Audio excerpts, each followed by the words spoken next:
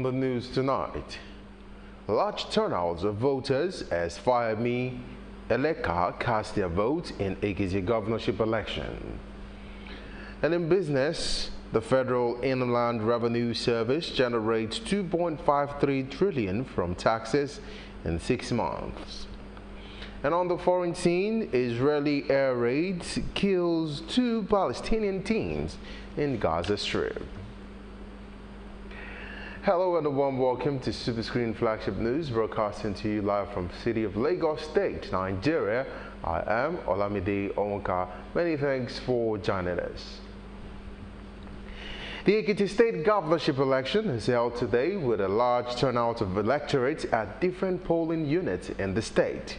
Superscreen's Adenike Ajiboye, who was on ground to monitor the electoral process, tells us more about the election in this report.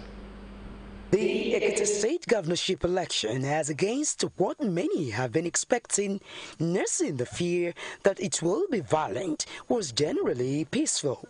Electorate and party agents conducted themselves appropriately, and accreditation and voting proper started at exactly 8 a.m. In Isho Ekiti, voting commenced at exactly 8 a.m. and the people came out in their numbers, of course, to cast their vote for their preferred candidate. Behind me, you can see that the turnout is indeed very large, but of course, it will be right for us to find out from this electorate if the electoral materials got here in time. So, good morning. Now we are here to force our candidates, our choice in what things at occasion in Nation Ekiti. Very cooperative, no problem, no delay, nothing like that. At exactly 10:15 a.m., the governorship candidate of the All Progressives Congress (APC), Kayode Fayemi, arrived to cast his vote. My expectation is to be announced as the elected governor of Ekiti State at the close of this process. So the expectations of my people are not dissimilar to my own expectation. We are running on our record of what we did when we were in office, and we are confident that the electorate will return us as the winner in this election.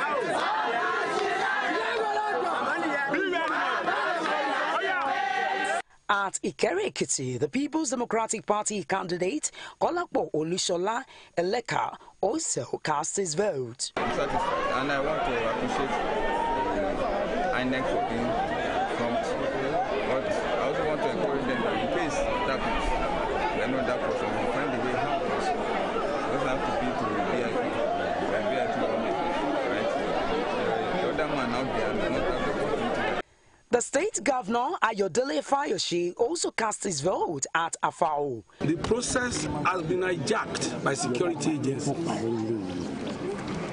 It is a national disgrace for the security agency, national disaster, and there is danger ahead.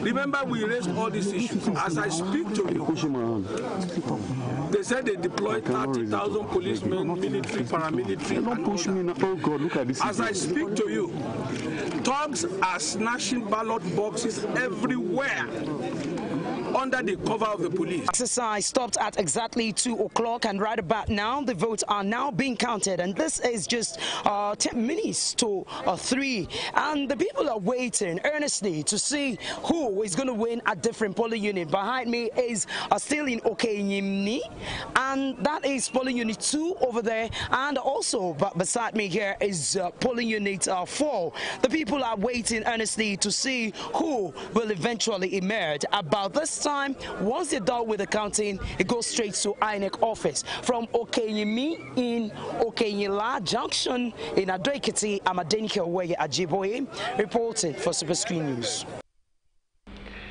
Superscreen senior correspondent there from Ekiti State reporting for the election. And now in all the news, the People's Democratic Party, PDP, has accused the All Progressives Congress, APC, and its candidate, in the Ekiti governorship election, Kayode Fayemi of clothing togs imported from Imo State and other neighboring states to Ekiti. And a statement issued by the National Publicity Secretary of the party, Kola Ologbodiyan, the party alleged that officials of the Nigerian Security Printing and Minting and top officials of the Independent National Electoral Commission, INEC, are involved in plans to print matching sensitive voting materials. When contacted, the Director of Media of the Kayode Fayemi campaign office, Wale Olujobi, who debunked the allegation, said the PDP was applying reverse psychology. And our President Muhammadu Buhari says Nigeria will be signatory to the Continental Trade Free Zone Agreement if the nation's national interest as well as regional and international obligations are balanced. The president reiterated this position at the 2018 Annual General Meeting of the 25th anniversary of the African Export-Import Bank held in Abuja today. According to the president, he had already directed the relevant agencies to conduct intensive and extensive consultations on the free trade agreement in view of the fact that Nigeria is a trading nation and no nation could survive on its own. The People's Democratic Party, PDP, has apologized to former President Olusegun Obasanjo for bad conduct and mistreatment. Media aide to the former president, Kehinde Akinyemi, who disclosed this to journalists, said the party's national chairman, Uche Secondus, who led a 21-member delegation of the party's National Working Committee on a courtesy call to Obasanjo, gave the apology. According to Akinyemi, all the issues raised by Secondus were the situation in the country, the progress of the Memorandum of Understanding on the Grand Alliance of Coalition of United Political Parties. He also said the PDP national chairman also appealed to Obasanjo to continue to prefer solutions to the nation's socio-economic and political problems. And now the federal government says it has enrolled a total of 330,820 employees from 486 of its ministries, departments and agencies on the Integrated Personnel and Payroll Information System. Head of Civil Service of the Federation, Winifred Oyoita, who disclosed this in Abuja, said the federal government will on Monday, July 16th, commence the first phase of the verification exercise for those who have updated their records on the platform. She also said any employee of the federal government that is yet to update their records would have their details deleted from the payroll platform, adding that those who fail to update their records would not be included in the verification exercise. That the Federal Executive Council gave approval on the 12th of July 2017 for the 2017-2020 Federal Civil Service Strategy and Implementation Plan of the Office of the Head of the Civil Service of the Federation. The 2017-2020 Strategy and Implementation Plan has 8 priority areas identified and selected based on their potential for impact and relevance to the economic recovery and growth plan of the federal government, especially as it relates to the implementation roles of the Office of the Head of Civil Service of the Federation. Provided a project management office, commenced sensitization of stakeholders within the service, engaged multilateral and development partners and some private sector champions as partners. Now, the overall objective of the IPIS project management team is to accelerate the rollout of the full implementation of the Integrated Personnel and Payroll Information System, IPIS, Human Resource Module. As at the end of June 2018, a total number of 486 MBAs have been enrolled on the IPIS, with over 330,820 employees being paid salaries through the IPIS platform. Action, the Permanent Secretary, Carrier Management Office, Mustafa Suleiman, said almost all MDAs in some agencies in Abuja will be captured, and those whose genuine issue of not being able to register online. We are going to verify next week the OMDAs, that is mainline ministries and some agencies that in Abuja, and almost all of them have been captured. The only small number that we have are in respect of certain personnel that they have, and they are really not too many. They are negligible in number. For instance, if you have 1,400 personnel in the ministry, those that are outstanding will probably be about 30 or 20. So in that wise, we think we have captured sufficient number to go ahead with the verification. So this first page is going to cover all MDAs that have already been captured and their personnel, except those few which are from our records are really not numbers that we should worry too much about. So all MDAs that we are starting verification on from Monday have actually been captured. Those of them who have genuine reasons not to have uploaded their data on the portal, there will be a mop-up exercise that will address those issues.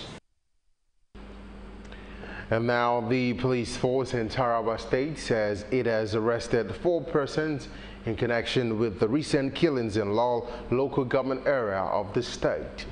Public Relations Officer of the command, David Misal, who disclosed this in a statement, said 1 pump-action rifle, 10 guns, bows and arrows, as well as cutlasses were recovered from the suspect as exhibits. He also said 15 patrol teams comprising of 100 personnel and another 50 police mobile force operatives have been mobilized to the troubled zone to restore peace and normalcy. Coming up tonight in Superscreen Flagship News, the Federal Inland Revenue Service generates 2.53 trillion from taxes in 6 months. Details of this story and many more after the break.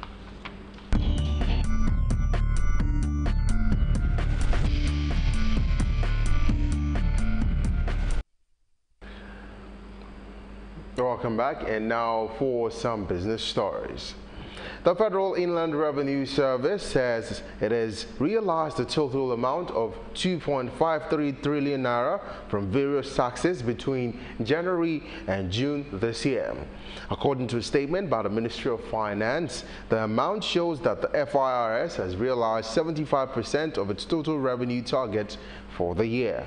A report on the revenue performance by the agency, which was submitted to the Minister of Finance, Kemi Adeosun, confirmed that 2.53 trillion was an increase of 746.1 billion or 42% over the 1.78 trillion total tax revenue realized in the corresponding period of last year. And now the Asset Management Corporation of Nigeria, AMCON, says it has taken over Sigma Apartments owned by Sigma Engineering and Construction Limited, being promoted by former Minister of Sports and Social Development, Samaila Sambawa. According to a statement by the corporation on Friday, the takeover followed an order by Justice Nyako of the Federal High Court, Abuja Division, which came upon the application of AMCON after it called that it had exhausted all revenues of peaceful resolution with the obligor regarding the 1 billion naira debt. In compliance with the court order and with the support of the Inspector General of Police as well as court bailiffs, AMCON, through its receiver, Babatunde Alabi, took possession of the assets of Sigma Apartments at right and compliance with lawful authority. And now the Nigerian Ports Authority, NPA, has announced a 10-day suspension of the services of 4 shipping companies in the first instance. According to a statement by the Assistant General Manager, Corporate and Strategic Communications of the NPA, Issa Suwaid, at the expiration of the suspension, the agency will review the level of the firm's compliance with all of its directives. The affected shipping companies whose suspension takes effect from today are Maersk Line, Costco Shipping, APS, and Lansall. Still ahead tonight on Superscreen News, the Israeli air raids killed 2 Palestinian teens in the Gaza Strip. These and many more stories after the break.